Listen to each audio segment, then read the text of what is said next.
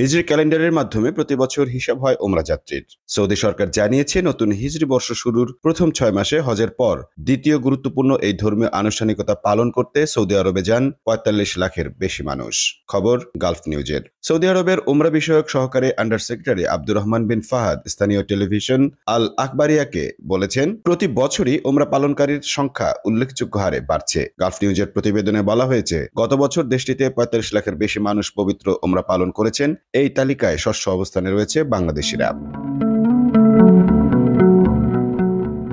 নতুন হিজরি বর্ষ শুরুর পর থেকে ৫ ফেব্রুয়ারি পর্যন্ত প্রায় ৫০ লাখ উমরা ভিসা চালু করা হয়। এর মধ্যে ৪০ লাখের বেশি মানুষ উড়োজাহাজে এবং প্রায় ৫ লাখ বিভিন্ন বর্ডার এলাকা দিয়ে ও ৩,০৬,০৭৫ জন সমুদ্র পথে উমরা পালনের জন্য সৌদি আরবে যান। সৌদি সরকারের পক্ষ থেকে বলা হয়েছে, সবচেয়ে বেশি উমরা যাত্রী এসেছেন ইন্দোনেশিয়া থেকে, যা ১০,০৫,৬৫ জন। দ্বিতীয় অবস্থানে রয়েছে পাকিস্তান।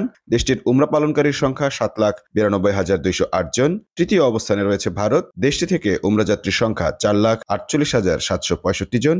চতুর্থ অবস্থানে মিশর। দেশটি থেকে এসেছে ৩,০৬,৪৮০ জন। এরপর পঞ্চম অবস্থানে রয়েছে ইরাক। দেশটির উমরা পালনকারীর সংখ্যা ২,৩৯,৬৪০ জন। আর ষষ্ঠ অবস্থানে থাকা বাংলাদেশ থেকে গত বছর উমরা পালন করেছেন ২,৩১,০৯২ জন।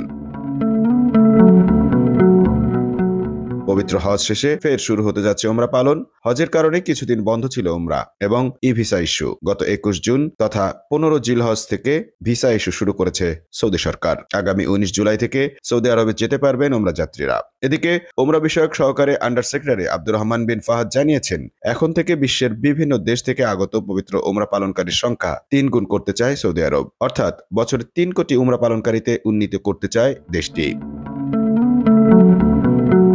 আমন মাহফুজ, টাইম নিউজ ডেস্ক।